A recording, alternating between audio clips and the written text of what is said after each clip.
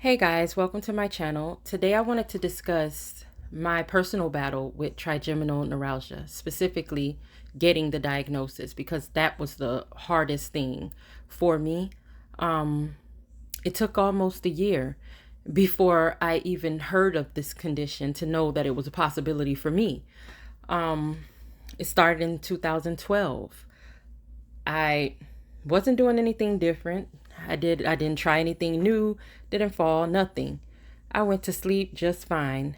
I woke up at about 4 in the morning in excruciating pain. My head, just one side of my head was hurting so bad. And I remember thinking, I got a headache. Must be some type of a migraine or something. Let me get some medicine. Took the medicine, sat down. Okay, I'm going to wait on it to kick in and I'll be able to get back to bed. Well, it never kicked in. I never went back to bed. In fact, my pain only increased. It went from these throbbing, stabbing pains in my head to excruciating pain. And this time it was shooting down the side of my face. And it'll go down that whole jawline. So it'll start like, I want to say by the top of my head, like in the center. And then it'll shoot down past my temple and take that whole jawline. And it was almost like if you take your head and just cut it directly down the middle, just one side hurt it. The other side was perfectly fine. It was crazy. The shooting pain, it was like fire. It was like burning, shocks, like you're being shocked at the same time. I can't even begin to describe the type of pain, but it's a pain that you do not get used to. Every time it came, stabbing pain, sharp pains, like, I can't. It hurt. And let me just tell you this. I have 6 kids. I'd rather repeat labor and delivery with no epidural for each of my children, rather than have this pain. I don't want a second of this pain. Never. You never get used to that feeling.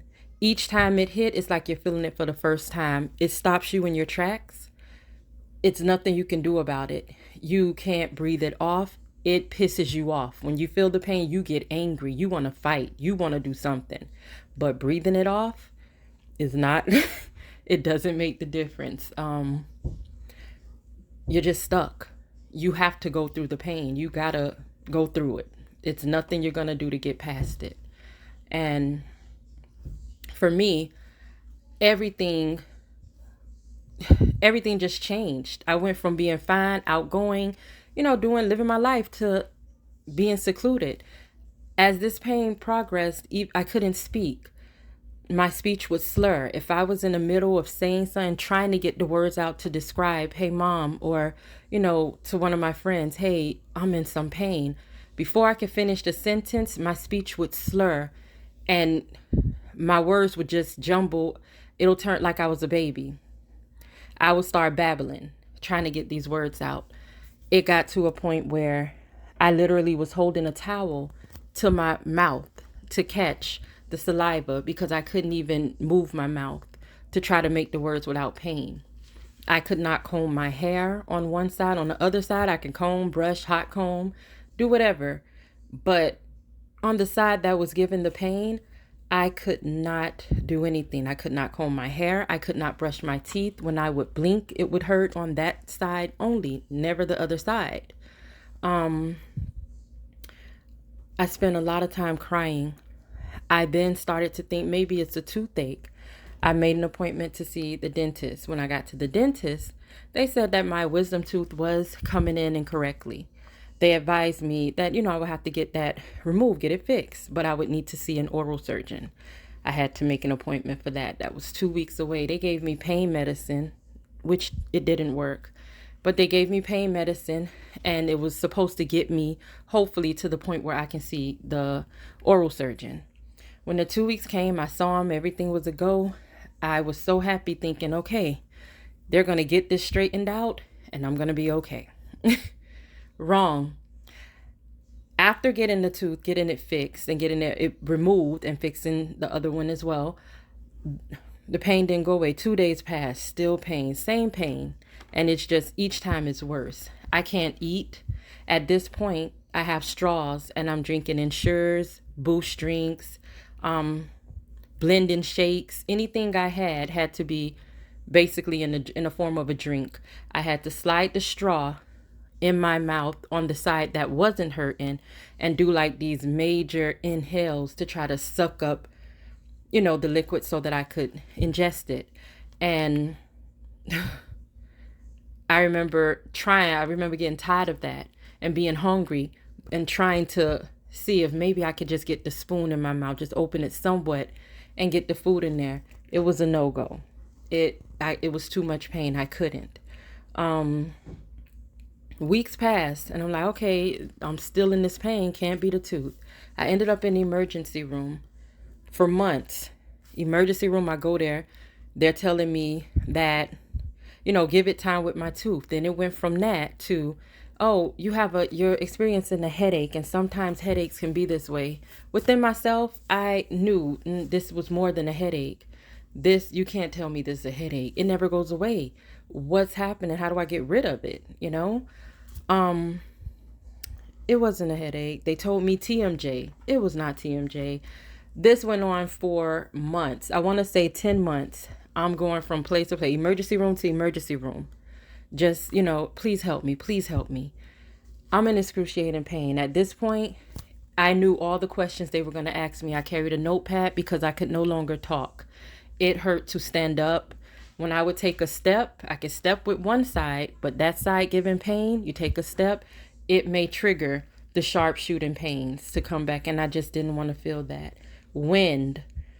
You step outside, the wind blowing, the wind hurt me. When I would go to sleep at night, if the sheet happened to just slightly just lay across my face, any part of my face on that side, it will give so much pain. I spent a lot of time just crying and praying. God, please let this go away. Let tomorrow be the day. I kept pushing myself. I said, you know what? Tomorrow it'll stop. And it was a whole lot of tomorrows before it stopped. There was nothing my mother can do, nothing no one could do to help me. Like I said, it was at least 10 months of me getting every other diagnosis. No one was even looking into the possibility of trigeminal neuralgia. One day, finally, I walked into the emergency room. I got a doctor that actually sat down and read all the notes that I had on my tablet. I wrote everything, my symptoms, no, I didn't fall. No, I wasn't hit. I didn't try nothing different. It's nothing on my behalf that I did that I hadn't been doing for years that could have caused this pain. He mentioned the words. He said trigeminal neuralgia. He's like, it sounds like it could be trigeminal neuralgia. Has anyone ever spoke to you about that? I said, no, they barely even speak to me. They half read my notes and it's just, I have a headache, I have TMJ, or it must be a toothache. Here's some medicine, go home. He said, well, I really think that it's trigeminal neuralgia. You have just about every symptom of it. He told me at that point he wanted me to see a neurologist. He couldn't do much to help me because it wasn't diagnosed. It wasn't confirmed yet. But he did give me a script for Neurontin and referred me to the neurologist. I left that place so happy, in pain still, but so happy because I'm like, okay, now I'm getting somewhere. Now I know I should see a neurologist. I had no knowledge. I didn't know what to do prior to that, but keep going to emergency rooms, begging someone to, tell me something, help me. I made the appointment with the neurologist. Well, I got back to my primary doctor and got my referral, went to neurologist, and she was a lifesaver to me. I did MRIs, x-rays, lab work, everything. She called me about a week later and she's like, well, for sure, you do have trigeminal neuralgia. I said, okay, why was this the first time when I went to the emergency room that I heard this condition? If I have all the symptoms and everybody know I have all the symptoms, why nobody ever told me that this could be the possibility or even, advised me to come to figure out how to get to a neurologist for this help? And she told me the main reason would probably be because at my age, I was outside of the bracket of what they believed was they were able to diagnose me with that. It is mainly people much older going into elderly stages that, get this condition. I was in my mid 20s or so, close to 30, uh, when when I started having this issue. So she's like, maybe that's why. I was like, but if I'm showing all the signs of it, that was my whole argument. If I'm showing all the signs for it, mention it. Because you can't say, okay, people from 50 and up get this condition, and then someone that's 40 come in with this, all the signs of it, and you not say nothing just because, oh, he or she has to be at least 50 for me to even think that that could be a possibility. That just made no sense to me. Time went on. She was my first set to the help. I said, okay, let's take this step. She hooked me up with a pain management doctor. I did nerve blocks. That was one of the first things we did. We tried medications, and the medications would work. Problem is, the medications kept me sleepy. How can I work if I'm sleepy? I'm spending all day. I take the meds and I sleep. And I think that's what it was designed to do, to help you to just try to sleep off the pain. There's nothing else you can do for that pain but sleep through it. So I personally think that the plan was, hey, let me give you the meds, and it'll knock you down. You go ahead and you sleep through it. I think also that's how a lot of people get addicted to these pain medications. But what I noticed was that I would take the pain medicine. At first it was working fine, but then after a while, it began to be that, okay, I took it, but it wore off after 3 hours. I still have to wait a few more hours before I could take the next dosage. So I have to ride out that pain in between, or it stops working altogether. So of course you now have to go up to a higher dosage, or now you switch to a stronger medication and start working your way up from there. So it was bothersome for me, because my fear, and of course, my loved one's fear, was that, okay, what if she gets addicted to these pills? What if? And I was terrified of that. And I was also thinking, how am I supposed to work? How do I get my bills paid if I'm asleep all day? I'm in no condition to drive, no condition to work and do anything. And at the time I was doing nursing. So how can I help patients if I'm half sleepy? We went through a whole lot to get that diagnosis. And I'm so thankful that I got to that emergency room doctor. I only wish that I had done it sooner, but he was the one that took it seriously. And I say that to say that it is a lot of people right now that's going through this, and they don't know that that it's possible that they have trigeminal neuralgia. And this is why, medications aren't working for them, because they're being told, hey, you have TMJ, or you are suffering from migraines, or there's a toothache, your wisdom tooth, or this tooth needs to pull. And you're going to having all these things done, but you're not getting results. I want to urge you, if you know someone that have these signs, it's hard to eat. It's almost impossible unless you just say, hey, let me take the pain and hurry up and do some quick chews. Try to chew 3 times and swallow and endure the pain, but you never get used to the pain. Even today, after doing everything, I still have flare-ups, and during those times, I'm unable to function in daily life. My life literally pauses during these flare-ups. It pauses while I go through it for however long. You never know what triggers it to come. I can decide, okay, I'm going to have banana. Could have had banana once a week for the longest time. And this particular day, I go bite the banana and I'm in pain. It starts it. I can step outside. It's a little cooler than it was yesterday. The wind blow too hard. I've triggered it. It's so many things just randomly. As I've been conversating to you all now, I could conversate and my whole speech could slur, and it triggers the pain. It's horrible pain. I would never want anyone to go through this. And I feel so bad for people with the diagnosis and especially without it, because you're not getting even the little bit of help that is offered because there's no cure. But I feel bad for the people that go through it, and I'm told that it only gets worse with time. And I've actually experienced that. I get flare ups. It's not with me all day, every day. So when these flare ups come, I've actually experienced that it really does. It's been worse. Last flare up versus the current flare ups, it's gotten worse. It's gotten worse. And, as I said, it pauses your life. It's hard. You can't comb your hair on one side. When you're brushing your teeth, one side you can do your usual. The other side, you almost don't even want to do it. You fight through it to get it done, and it hurts. I can't tell you how many times I've been literally crying, screaming, and just lightly with the toothbrush, just lightly, just trying to tap each tooth to just tap it, just to get some of it, to get it clean, blinking. Everything else works fine. Everything else is okay, but anything that will cause that side of your face to move or be touched or anything, it's horrible. Eating is out. Drinking on that side is out unless you do it with a straw. Combing your hair is not something you can do.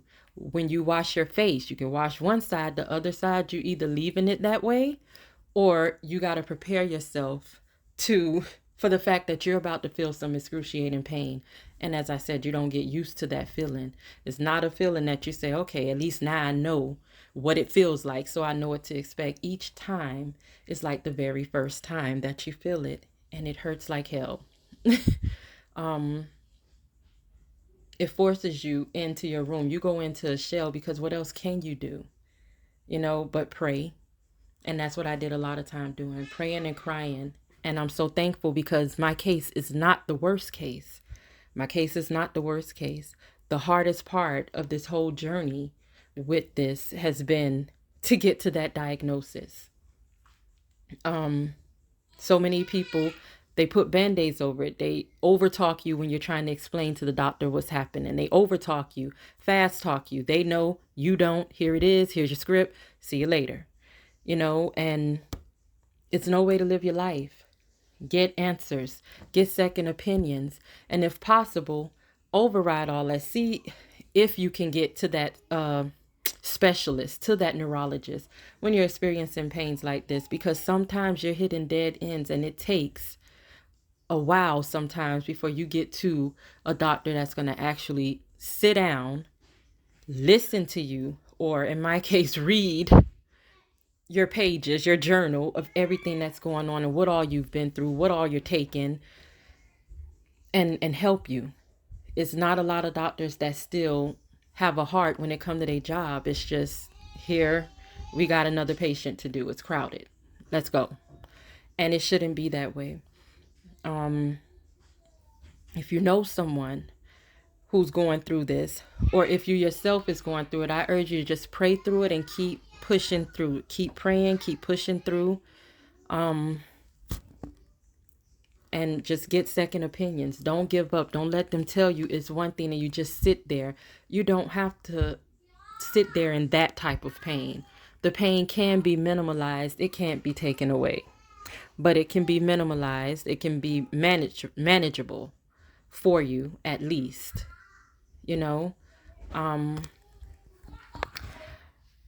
I have more information. I have more stuff to say. I have other parts to this story. It's so much more that I've been going through. And if you'd like to hear about it, just let me know in the comments. Like, share, and subscribe if you haven't already. Thank you, and you guys have an awesome day.